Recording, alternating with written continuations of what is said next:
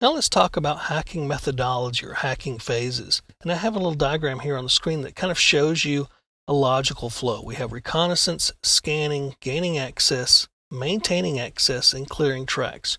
Now understand that this is in theory, okay?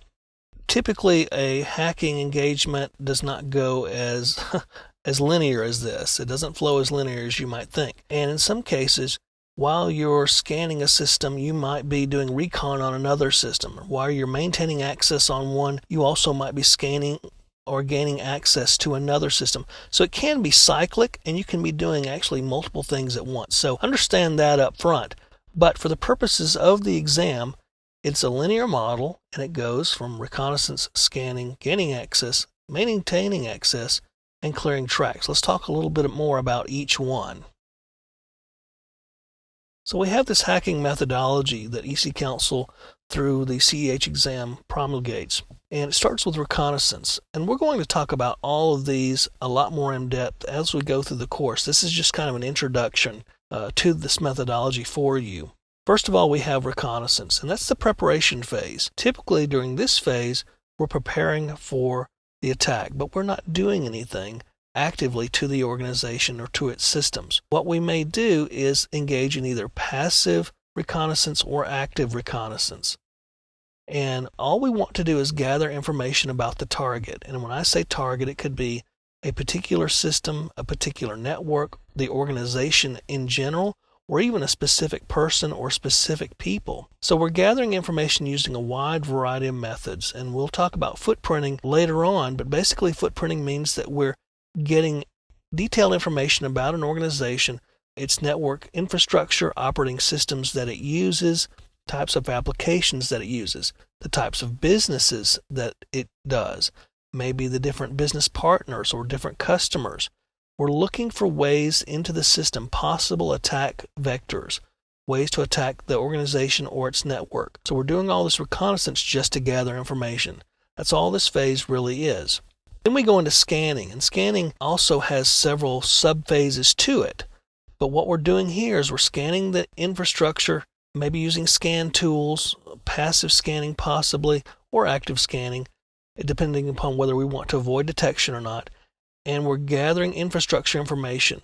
We want to know what types of ports are open on systems, what types of services they are running, and what types of vulnerabilities could come from those services. So we may scan a system in a web server, for example, and we may find that it's running a particular type of web server, and because we see that it has port 80 open.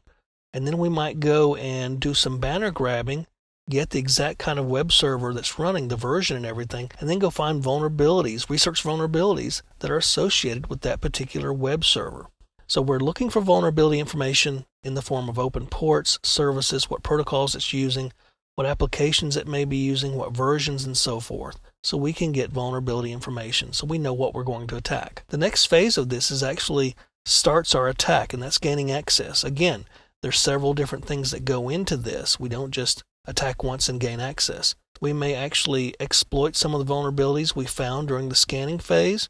Maybe we'll use tools like Backtrack and Metasploit. But in any case, we actually penetrate the system. This is an active part of this methodology. We have direct contact with the organization and its networking and computing resources, maybe even its people. We may do social engineering to get access physically to an organization so we can get to a wiring closet and plug in or something. In this case, though, we actually penetrate the systems in the organization.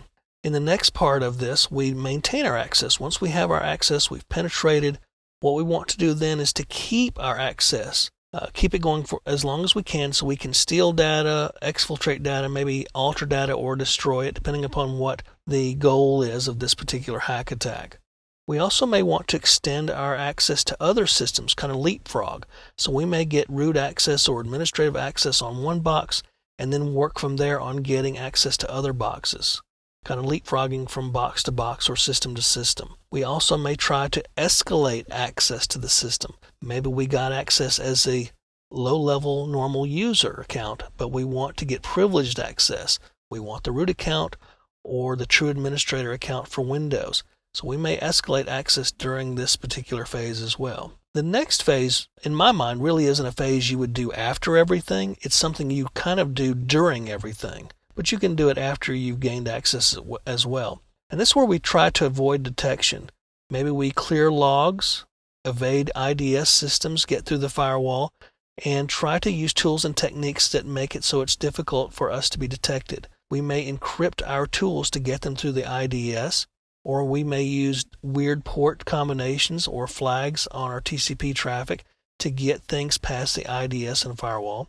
Once we get in, we definitely want to clear log files to erase any indication that we were ever there and that we've done anything, that we've accessed files or other objects. So during this phase, this is what we're trying to do, clear our tracks to avoid detection. And in my mind, you will do parts of this throughout your entire methodology, throughout your hacking. When you're scanning, you definitely don't want to be detected, so you might scan in strange ways to avoid detection. Definitely while you're gaining access, you don't want to be detected, so you may do things to prevent being detected while you're actually breaking into a system. And definitely while you're maintaining access, you're trying to keep the administrators and the organization from learning that you're there. So in my mind, you do the clearing tracks thing throughout, but the CEH exam kind of puts this phase as the last part of it. But understand that you do it throughout the entire process. So this is our hacking methodology, and again, we're going to go more in depth through this as we go through the rest of the course.